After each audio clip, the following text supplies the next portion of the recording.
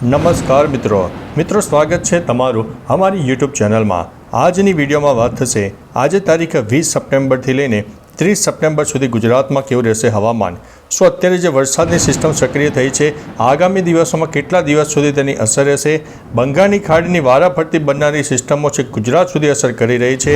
બીજી તરફ અરબી સમુદ્રના ભેજવાળા પવનો મળી રહ્યા છે। તે તમામ પ્રકારના એવા પરિબળો છે જે ગુજરાતમાં વરસાદ લાવી રહ્યા છે। મિત્રો મહત્વનું છે કે ગઈકાલે તારીખ 19 સપ્ટેમ્બરના રોજ મધ્ય ગુજરાત હોય દક્ષિણ ગુજરાત હોય અનેક ભાગોમાં જોરદાર વરસાદ થયો, જેમાં દક્ષિણ ગુજરાતના સુરતમાં તો 4.5 ઇંચની આસપાસ વરસાદ નોંધાઈ ગયો છે।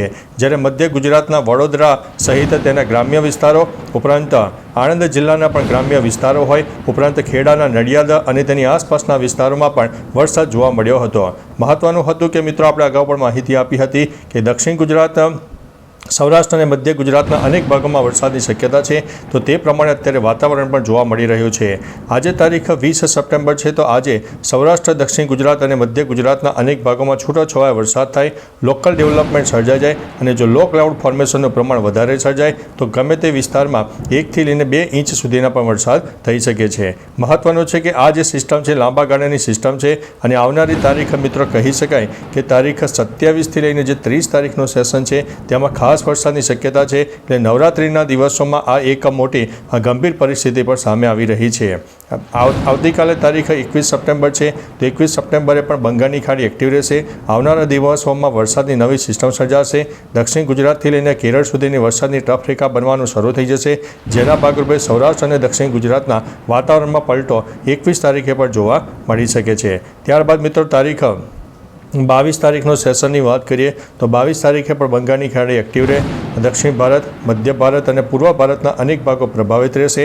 મહારાષ્ટ્ર સહિત દક્ષિણ ગુજરાતના પણ અનેક ભાગોમાં વરસાદની શક્યતા। સૌરાષ્ટ્રના દક્ષિણી પટ્ટો હોય, મધ્ય ગુજરાતના દક્ષિણ અને પૂર્વ તરફના વિસ્તારમાં પણ છૂટોછવાયો વરસાદ થાય। પરંતુ મિત્રો દક્ષિણ ગુજરાતનો જે ભાગ છે એ આગામી 10 દિવસ દક્ષિણ ગુજરાત માટે એક ભારે ગણીને ચાલવો, કારણ કે આ જે સિસ્ટમો સક્રિય થઈ છે એ દક્ષિણ ગુજરાત અને સૌરાષ્ટ્રને વ્યાપક અસર કરી રહી છે। એક નંબર ઉપર મિત્રો દક્ષિણ ગુજરાતને ગણીને ચાલવાનું રહેશે, કારણ કે દક્ષિણ ગુજરાત ઉપર વરસાદનો સૌથી મોટો ખતરો દેખાઈ રહ્યો છે। બીજી તરફ મિત્રો ચોમાસાએ અત્યારે વિદાય લઈ લીધી છે, ત્યારે ધીમે ધીમે ગુજરાતના ઉત્તર તરફનો વિસ્તાર હોય ઉપરાંત જેમાં કચ્છ હોય, ઉત્તર ગુજરાતના ભાગો હોય અને રાજસ્થાનના પણ પશ્ચિમ તરફના વિસ્તારમાંથી ચોમાસાએ વિદાય લીધી છે। ત્યારે અત્યારે વિદાયનો જે પર્સન્ટેજ છે 10%ની આસપાસ વિદાય લઈ લીધી છે। આવનારા દિવસોમાં પણ વરસાદ ઘટશે, પરંતુ અત્યારે જે બંગાળની ખાડીની સિસ્ટમ સક્રિય થઈ છે જેના લીધે થઈને ગુજરાતમાં હજુ પણ આગામી 10 દિવસ વધુ વરસાદની શક્યતા દેખાઈ રહી છે। ત્યારબાદ મિત્રો આગામી તારીખ 23 સપ્ટેમ્બરની વાત કરીએ તો 23 સપ્ટેમ્બરે પણ દક્ષિણ ભારત સહિત પૂર્વ ભારત જેમાં મહારાષ્ટ્ર સહિત દક્ષિણ ગુજરાતના પણ અનેક ભાગોમાં વરસાદની શક્યતા દેખાઈ રહી છે। ત્યારબાદ મિત્રો તારીખ 24 સપ્ટેમ્બરની વાત કરીએ તો 24 સપ્ટેમ્બરે ગુજરાતમાં વરસાદ થોડો ઓછો થઈ જશે, પરંતુ આવનારી તારીખ 27 તારીખથી ફરીથી એક વરસાદની સિસ્ટમ સક્રિય થશે અને ગુજરાત સુધી તેની વ્યાપક અસર જોવા મળનારી છે। ત્યારબાદ મિત્રો તારીખ 25 સપ્ટેમ્બરે પણ એક તાપ તડકો ઉગાડ નીકળે તેવી પરિસ્થિતિનું નિર્માણ થાય, પરંતુ મિત્રો ફરક ફક્ત સેટેલાઇટ બેઝના માધ્યમથી ધ્યાનમાં નહીં લેતા છૂટોછવાયો અને લોકલ ડેવલપમેન્ટ પણ જોવા મળે તેવી શક્યતા છે, પરંતુ ભારે વરસાદની શક્યતા તારીખ 25 તારીખે નથી। 26 તારીખથી મિત્રો તમે જોઈ શકો છો કે બંગાળની ખાડી એક્ટિવ થશે, તેમાં બનનારી સિસ્ટમ ધીમે ધીમે આગળ વધશે, જે મધ્ય ભારત, દક્ષિણ ભારત અને પૂર્વ ભારતના અનેક ભાગોને અસર કરશે। એટલે 26 તારીખે ગુજરાતમાં વરસાદની શક્યતા નહીવત છે, પરંતુ દક્ષિણ ગુજરાતમાં વરસાદ થોડો જોવા મળી શકે છે। ત્યારબાદ મિત્રો તારીખ 27 તારીખના સેશનની વાત કરીએ તો 27 તારીખે પણ દક્ષિણ ભારત સહિત મધ્ય ભારત અને પૂર્વ ભારતના અનેક ભાગો પ્રભાવિત થાય અને ધીમે ધીમે આ જે વરસાદની સિસ્ટમ છે ગુજરાત તરફ આગળ વધશે અને 27-28 તારીખથી તે પોતાનું રૌદ્ર સ્વરૂપ ગુજરાત સુધી પણ જોવા મળી શકે છે।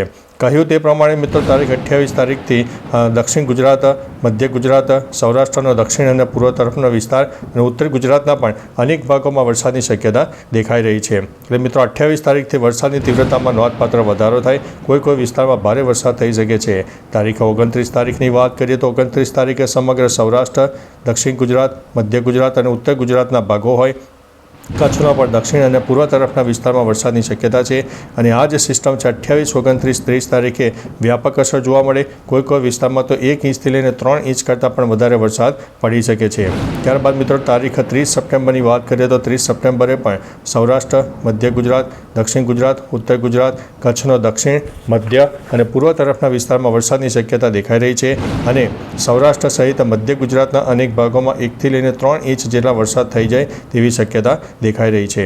ત્યારબાદ મિત્રો તારીખ 1 ઓક્ટોબરની વાત કરીએ તો 1 ઓક્ટોબરે પણ કચ્છ હોય, ઉત્તર ગુજરાત હોય, મધ્ય ગુજરાત હોય, રાજસ્થાનના અનેક ભાગો હોય, એટલે કે કહી શકાય કે ભારતના 50થી લઈને 80% વિસ્તારમાં વરસાદની શક્યતા દેખાઈ રહી છે. એટલે 1 ઓક્ટોબરની આસપાસ પણ વરસાદ જોવા મળી શકે છે. ત્યારબાદ મિત્રો તારીખ 2 ઓક્ટોબરની વાત કરીએ તો રાજસ્થાન સહિત ઉત્તર ગુજરાતના ભાગો હોય, મધ્ય ગુજરાત, દક્ષિણ ગુજરાતના અનેક ભાગોમાં વરસાદની શક્યતા રહેશે અને કચ્છ અને સૌરાષ્ટ્રમાં પણ છૂટોછવાયો વરસાદ જોવા મળી શકે છે. 3 ઓક્ટોબરની વાત કરીએ તો એ જે સિસ્ટમ છે એ ધીમે ધીમે રાજસ્થાન તરફ આગળ વધશે એટલે રાજસ્થાન સહિત ઉત્તર ભારતના અનેક ભાગોમાં વરસાદ રહેશે. ગુજરાતમાં છૂટાછવાયા વરસાદની શક્યતા દેખાઈ રહી છે. ત્યારબાદ મિત્રો તારીખ 4 ઓક્ટોબરની વાત કરીએ તો 4 ઓક્ટોબરથી વરસાદનું પ્રમાણ ઘટશે, પરંતુ બંગાળની ખાડીની બનનારી નવી સિસ્ટમ જો ગુજરાત તરફ આગળ આવશે તો તમને તમામ પ્રકારની માહિતી આપી દઈશું. એટલે મિત્રો આ અનુમાન 4 ઓક્ટોબર સુધીનું છે અને ત્યારબાદનું જે અપડેટ આવશે તમને તમામ પ્રકારની માહિતી